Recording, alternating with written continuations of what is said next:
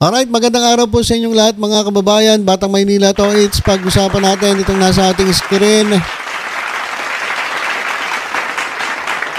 Meron na naman pong palpak na sinasabi, ito si Bato de la Rosa. Kahit kailan talaga, bopuls to mga kababayan tingnan ninyo yung mga pinagsasabi niya.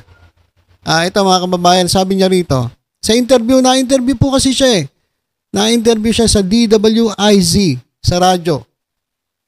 At tinanong siya, ikaw ba naniniwala, Senator Bato, na bilang citizen, dapat ikaw ay pinoprotektahan ng gobyerno?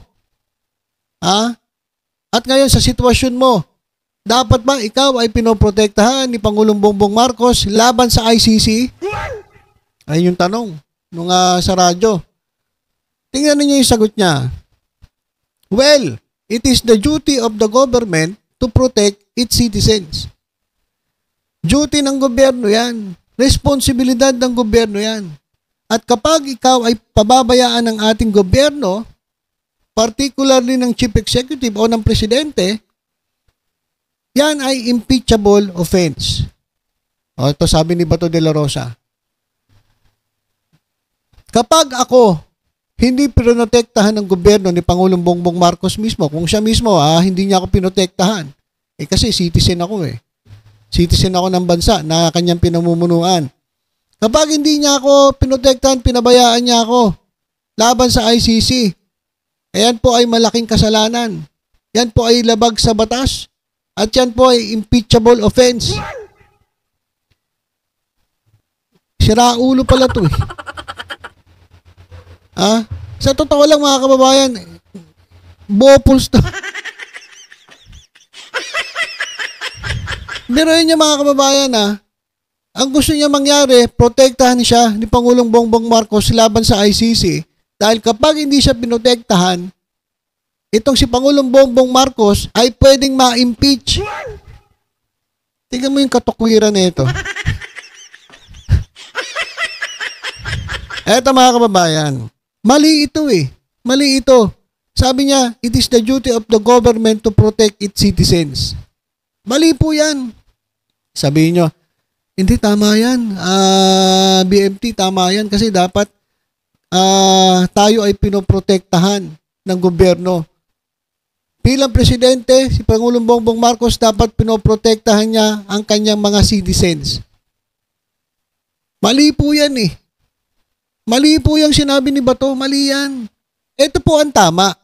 O guys makinig, ito yung tama. Mali yung sinabi ni Bato de la Rosa Kulang kulang mga kababayan.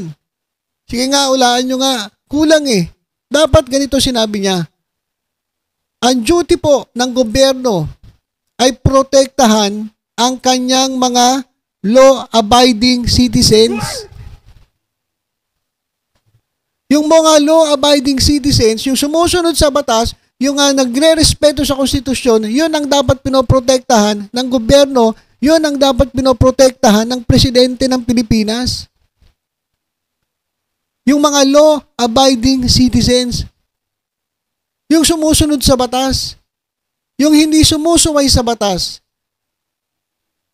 yung nagbabayad ng tamang buwis, yung hindi gumagawa ng smuggling, yung hindi nangingidnap, yung patas lumaban sa buhay, yung nagtatrabaho ng maayos.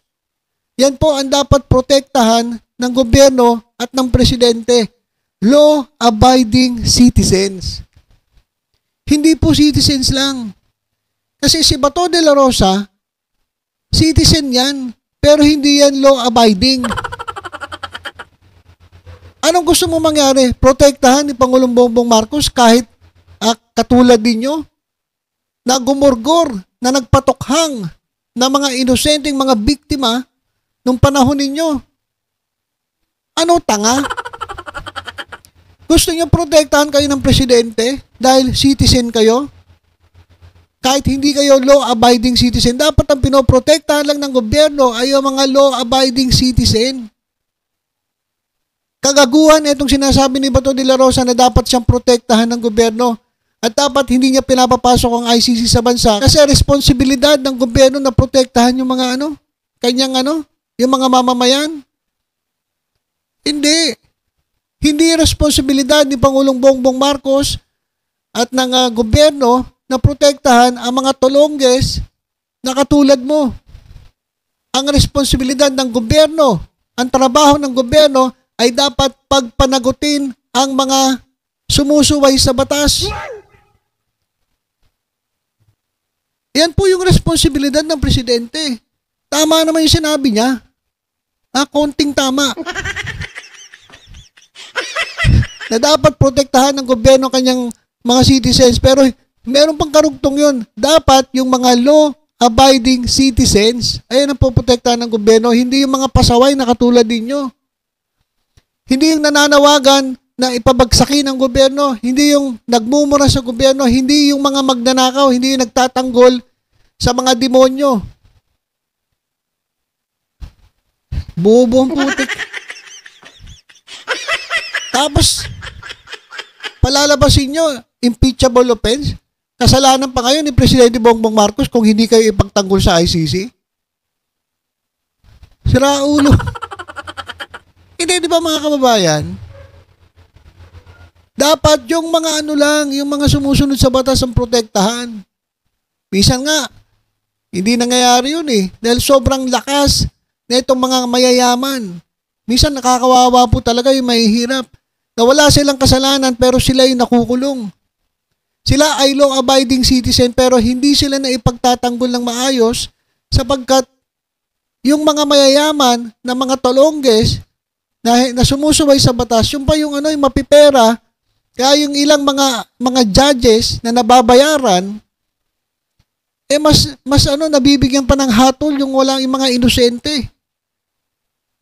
Ayun ang mga dapat pinoprotektahan ng gobyerno, yung mga inosente. Di ka naman inosente. Ang kapal naman ng mukha mo. Pagkatapos nyo magtukhang, pagkatapos nyo manggurgor ng libo-libong tao nang walang kalaban-laban, gusto mo ipagtanggol ka pa ng gobyerno? Gonggong pala to eh. Biruin niyo mga kababayan anong klaseng utak meron to? Kasalanan pa ni Presidente Marcos. I-impeach si Presidente Marcos kung hindi siya ipagtatanggol laban sa ICC. Buisit ka. At raw yan? Kapag pinapasok daw ang ICC sa Interpol, parang pinababayaan daw natin o ng Presidente itong soberanya ng bansa. Ang tawag daw dyan ay betrayal of duty. Walang hiya yan. Anong klaseng katokwiran meron to si Bato de la Rosa? Kaya mga kababayan, tumatakbo po ulit itong senator. Kaya mag-isip-isip kayo, mga kababayan, mag-isip-isip kayo. O iboboto nyo yung ganitong klaseng tao. Pero mo kasalanan pa ng gobyerno. Kapag hindi daw siya ipinagtanggol, i-impeach ang presidente. Pagkatapos yung gumawa ng katarantaduhan kasalanan pa ng gobyerno. At gusto niya ipagtanggol kayo, bakit kayo ipagtatanggol? Bakit kayo ipagtatanggol? Pagkatapos yung ipatokhang ang mga inosenteng biktima ng EJK, gusto ipagtanggol pa siya? Kapal na mukha mo, boy. Ibang klase ka. Ang kapal ng face mo. Ibang klase, mga kababayan. Ang gobyerno raw ay leaderless. Hindi mo alam kung saan ang direksyon ng gobyernong ito. Sino ang nagtitimon sa gobyernong ito? Anong gusto niyo kayo magtimon? Di kapag kayo ang nagtimon, di mas lalong lulubog ang bansa natin. Puro kurakot.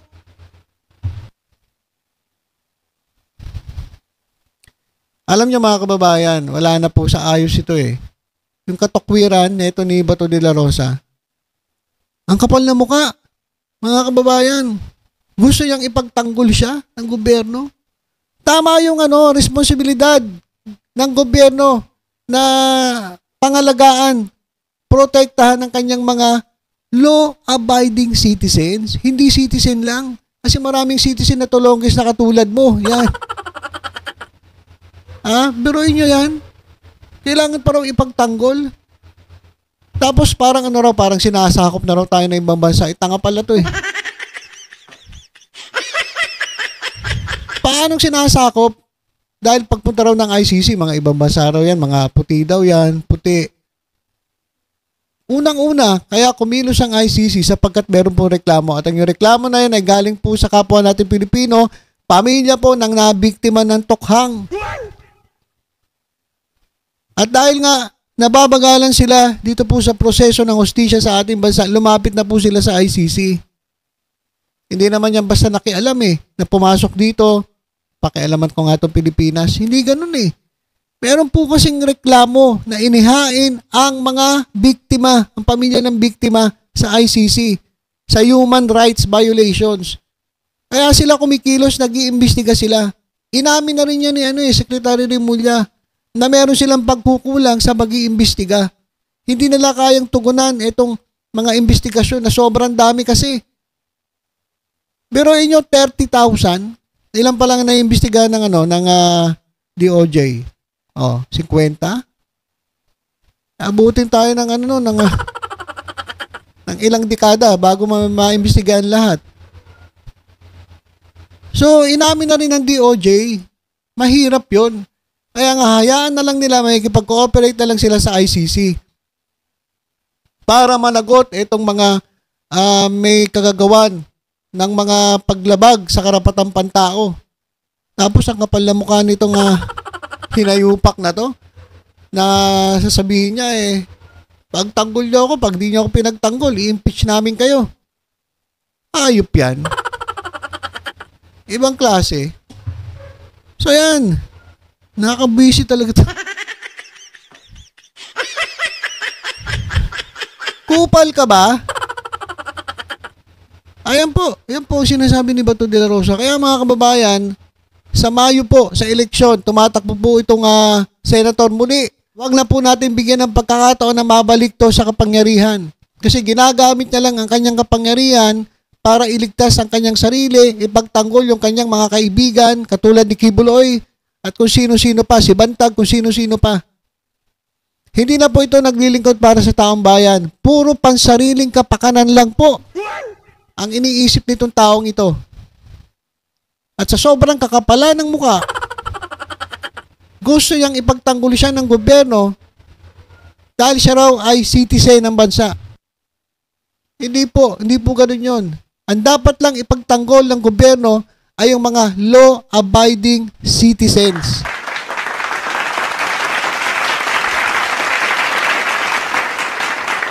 Ang kapal naman ng mukha mo.